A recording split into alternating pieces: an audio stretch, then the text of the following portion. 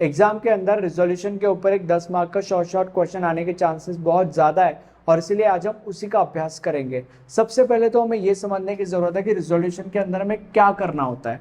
Resolution के अंदर तुम्हें एक क्वेश्चन दिया जाता है और उस क्वेश्चन को तुम्हें सॉल्व करना होता है।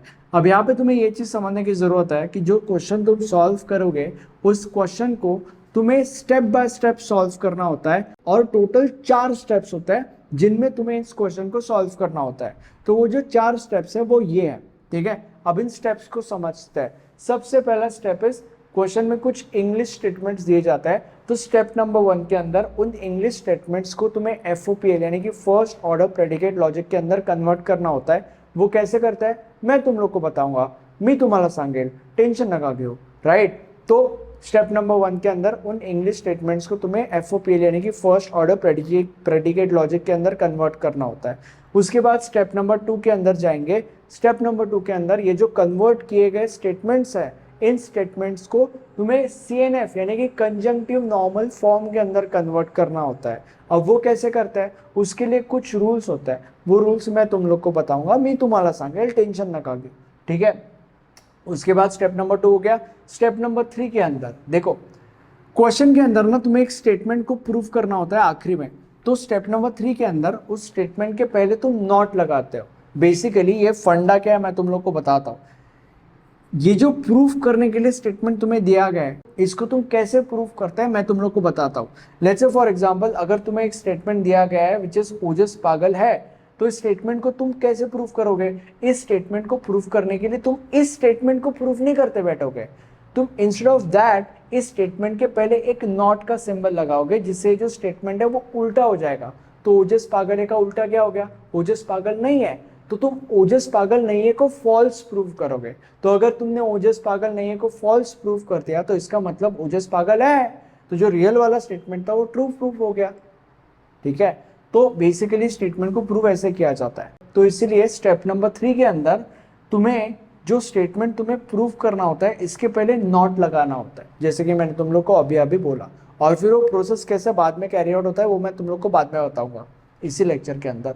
और स्टेप नंबर 4 के अंदर हम रिजोल्यूशन ग्राफ ड्रॉ करते हैं। तो बेसिकली ये 4 स्टेप्स है। अब मैंने तुम लोग को बोला था कि स्टेप नंबर 2 के अंदर हम FOPL को CNF में कन्वर्ट करते हैं और वो कैसे करते हैं उसके लिए कुछ रूल्स होता है। तो अभी इसके वैसे तो जितने भी रूल्स है उनमें से मोस्ट ऑफ द रूल्स मैंने मेरे नोट्स के अंदर कवर करके रखे हैं, बट अभी यहाँ पे जो भी इंपॉर्टेंट रूल्स है जो ऑलमोस्ट हर एक क्वेश्चन के अंदर आते ही रहता है वो सारे के सारे रूल्स यहाँ पे लिखे हुए हैं मैंने, ठीक है। अब इन रूल्स को समझते हैं। सबसे पहला rule is x implies y, इसको हम implies कहते हैं। तो अगर x implies y है तो उसको तुम ऐसे लिखोगे, ये नॉट का साइन है, नॉट x ये और का साइन है और y, ठीक है। उसके बाद नेक्स्ट x एंड y ये एंड का साइन है, x and y implies z, अगर ऐसा कुछ है तो इसको तुम्हें एक एंटिटी एक एलिमेंट की तरह ट्रीट करना होता है। तो अगर तुमने इसको एक एलिमेंट की तरह ट्रीट किया तो it would be this implies this, तो which is exactly like this.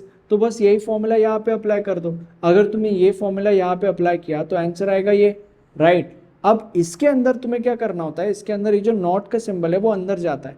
अगर ये नॉट का सिंबल अंदर गया तो सबसे पहले वो x को लगेगा और उसके बाद ये जो एंड है वो और हो जाता है, और वो कैसे होता है मैं तुम लोग को वो बाद में बताऊंगा, ठीक है। उसके बाद अगर ये नॉट का सिंबल x को लगा है तो ये नॉट का सिंबल y को भी लगेगा, तो ये नॉट का सिंबल यहाँ पे y को लगा और उसके बाद इधर और एंड z वैसे का वैसा, ठीक है। अब मैं तुम लोग को बताता हूँ कि यहाँ पे और क्यों आया। देखो जो CNF होता है उसके अंदर सिर्फ और सिर्फ नॉट और ये 2 ही सिंबल्स चलते हैं, इनके अलावा और कोई भी तीसरा सिंबल नहीं चलता, राइट। इसीलिए जो एंड है वो और में यहाँ पे कन्वर्ट होता है और ये और तो वैसे का वैसा है। और यहाँ पे नेक्स्ट, अब इसको कैसे पढ़ा जाता है, all A such that A is dog. अगर ये स्टेटमेंट है या अगर ऐसा कुछ स्टेटमेंट है तो वो इसमें कन्वर्ट हो जाएगा, डॉग और ब्रैकेट में सिंपली ए लिख देने का। ये हो गया, ये तुम्हारे रूल्स हो गए, राइट। अब हम एक क्वेश्चन सॉल्व करते हैं जिससे अभी तक जो भी मैंने तुम लोग को सिखाया, जो भी बकबक मैंने की उसके अंदर जान आ जाएगी, राइट। अब हमारा क्वेश्चन ये है, मैं तुम लोग के लिए एक बार पढ़ के देता हूँ। Consider the following set of facts. Fact number A, the humidity is high or the sky is cloudy. Fact number B, if the sky is cloudy, then it will rain. Fact number 3, if the humidity is high, then it is hot. And fact number 4, it is not hot. Proof it will rain. Okay, अब ये करते कैसे, देखो step number 1 क्या है? Step number 1, convert English statements into FOPL. अब ये लिखते बैठो तुम एग्जाम में पूरा का पूरा, यहाँ पे हमारे पास स्पेस नहीं है तो सिंपली इन शॉर्ट हमने लिखा है. उसके बाद ये जो स्टेटमेंट है ये वैसे का वैसा यहाँ पे लिख दो और इस स्टेटमेंट को अब हम FOPL में कन्वर्ट करेंगे. कैसे करेंगे? देखो अगर तुमने इस स्टेटमेंट को ध्यान से देखा तो इस स्टेटमेंट के अंदर 2 स्टेटमेंट्स हैं, humidity is high and sky is cloudy. तो हम लिखेंगे late P be humidity is high and Q be sky is cloudy. अब ये स्टेटमेंट FOPL में कैसे कन्वर्ट होगा? देखो द ह्यूमिडिटी इज हाई यानी कि P, okay, sky is cloudy, sky is cloudy मतलब Q, बीच में क्या है? और का मतलब क्या होता है? मैंने तुम लोग को बोला था कि ये और का साइन होता है तो बीच में और डाल दिया जाएगा, ठीक है, ऐसे. तो ये हो गया FOPL में कन्वर्ट. उसके बाद स्टेप 2, सॉरी नॉट स्टेप 2, बाकी के स्टेटमेंट्स का कन्वर्जन बाकी है हमारा. तो अब सेकेंड स्टेटमेंट, ये हमारा A स्टेटमेंट यानी कि पहले स्टेटमेंट का कन्वर्जन हो गया. दूसरे स्टेटमेंट को यहाँ पे वैसे के वैसे लिखो और अब हम कन्वर्ट करेंगे. अगर तुमने इस स्टेटमेंट को ध्यान से पढ़ा तो इसके अंदर भी 2 स्टेटमेंट्स हैं, sky is cloudy and it will rain. तो हम यहाँ पे लिखेंगे स्काई इज क्लाउडी को ऑलरेडी हमने Q मार्क दिया है तो यहाँ पे हम लिखेंगे let Q be sky is cloudy and it will rain के लिए हमारे पास कोई सिंबल नहीं है तो इसलिए नया सिंबल लेंगे R and R B it will rain. Yes. अब if the sky is cloudy then it will rain, ऐसे स्टेटमेंट्स के लिए हम इस सिंबल को यूज करते हैं, इसको हम कहते हैं implies. If the sky is cloudy implies it will rain यानी कि R. Okay, Q implies R. ये हो गया. Next, third fact is if the humidity is high then it is hot. यहां पे भी 2 स्टेटमेंट्स है, humidity is high and it is hot. Okay, अब ह्यूमिडिटी इज हाई को हमने ऑलरेडी P नाम दिया है तो यहाँ पे हम लिखेंगे let P be humidity is high. Okay, और इट इज हच को हमने कुछ दिया है क्या? इट इज हच को हमने कुछ नहीं दिया इसलिए नया एलिमेंट यहाँ पे आएगा S. PQR हो गया. अब S is it is hot, right. अब क्या है statement? If the humidity is high then it is hot, वही इंप्लाइज वाला साइन लगेगा. If the humidity is high P implies it is hot. Simple, P implies S. अब D and आखिरी statement क्या है? It is not hot.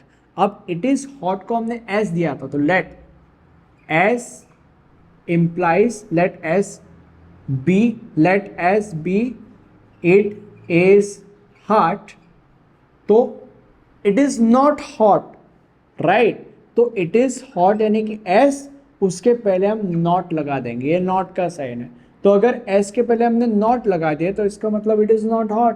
Simple as that, right. तो ये हमारा स्टेप नंबर 1 हुआ जहाँ पे हमने सारे के सारे इंग्लिश स्टेटमेंट्स को FOPL यानी कि फर्स्ट ऑर्डर प्रेडिकेट लॉजिक के अंदर कन्वर्ट किया. अब स्टेप नंबर 2 के अंदर हम सारे के सारे FOPL को CNF यानी कि कंजंक्टिव नॉर्मल फॉर्म के अंदर कन्वर्ट करेंगे, ठीक है. अब कैसे करेंगे? इन रूल्स के मदद से. तो सबसे पहला क्या, सबसे पहला FOPL क्या है? P और Q, तो P और Q, ये कैसे होगा? देखो P और Q, अब यहाँ पे तुम्हें ये समझने की जरूरत है कि जो P और Q है ये ऑलरेडी CNF में ही है, क्योंकि मैंने तुम लोग को बोला था कि CNF में और चलता है, ठीक है, ये और का साइन है, तो यहाँ पे और का साइन है, तो दैट्स फाइन, तो ये वैसे का वैसा रहेगा। उसके बाद B, next FOPL, Q implies R, Q implies R, इसको कैसे करेंगे convert?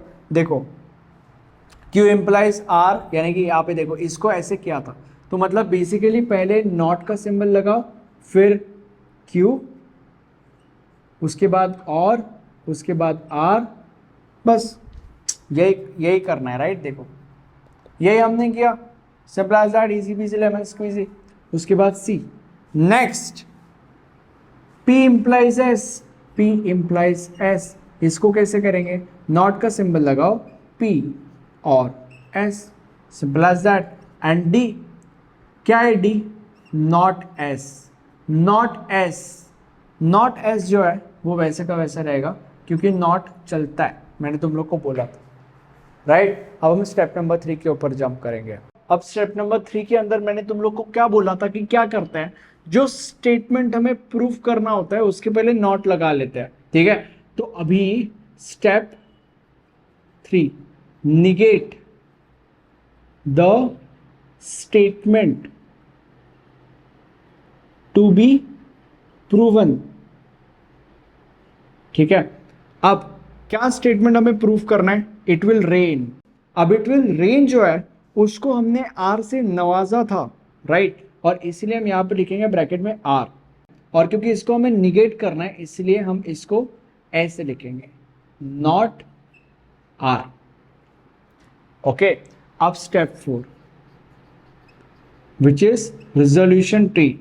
Now when it comes to resolution tree, by the way resolution tree को कुछ लोग resolution graph भी कहते हैं, तो when it comes to resolution graph तुम्हें कुछ रूल समझने की जरूरत है। रूल नंबर 1, इन रूल्स को ही तुम्हें यूज करके resolution ग्राफ बनाना होता है। ये रूल्स बेसिकली, ये CNF और ये भी CNF ही है, ओके? तो इन रूल्स को यूज करके तुम्हें resolution ग्राफ बनाना होता है। रूल नंबर 2, हर एक रूल को तुम सिर्फ और सिर्फ एक ही बार यूज कर सकते हो रिजोल्यूशन ग्राफ को बनाने के लिए। एंड रूल नंबर 3,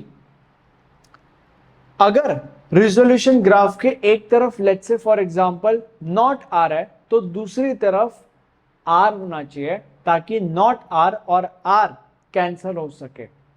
ये कैसे होता है मैं तुम लोग को बताऊंगा। अब आगे बढ़ने से पहले तुम्हें यह समझने की जरूरत है कि अगर तुम एग्जाम के लिए लेक्चर देख रहे हो तो सिर्फ और सिर्फ एक प्रॉब्लम सॉल्व करने से काम नहीं चलने वाला, तुम्हें बहुत सारी प्रैक्टिस की जरूरत है, जिससे तुम एग्जाम में पूरे के पूरे 10 मार्क ऐसे क्वेश्चन के अंदर स्कोर कर सको। और ऐसा करने के लिए आप हमारे नोट्स रेफर कर सकते हो।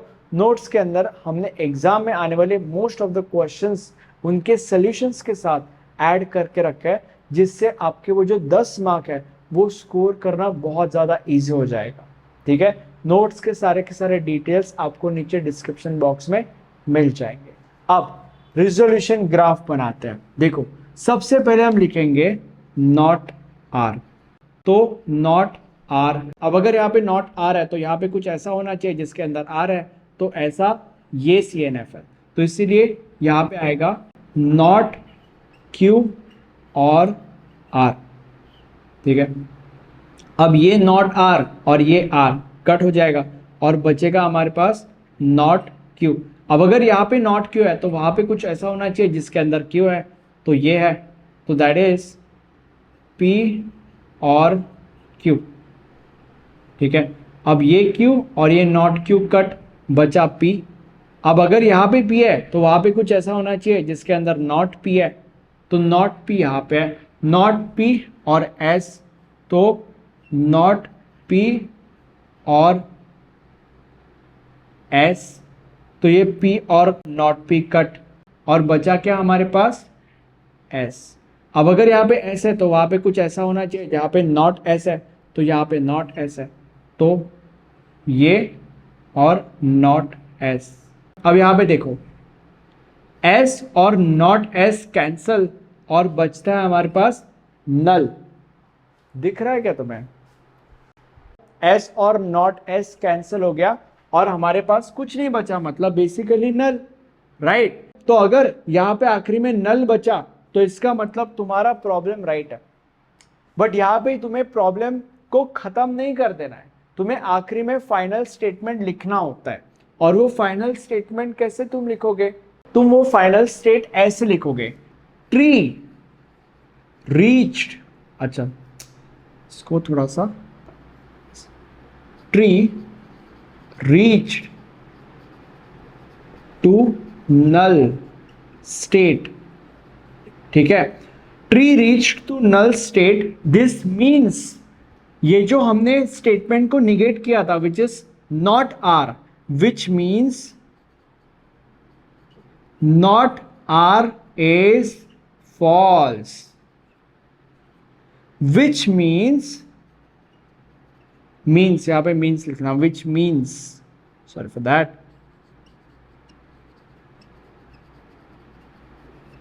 which means not r is false, which means r is true। मैंने तुम लोग को क्या बोला था? ओजस पागल है को प्रूफ करने के लिए तुम ओजस पागल है प्रूफ नहीं करते बैठोगे, ओजस पागल नहीं है यानी कि नॉट आर, उसको फॉल्स प्रूफ करोगे। तो इसका मतलब क्या है? ओजस पागल है यानी कि आर, वो ट्रू प्रूफ हो जाएगा। तो बस वही है यहाँ पे, वही किया हमने यहाँ पे, नॉट आर को फॉल्स प्रूफ किया, तो इसका मतलब आर ट्रू हो गया, राइट। तो which means R is true and hence proved, ठीक है। थैंक यू, स्क्रीनशॉट ले लो, बाय।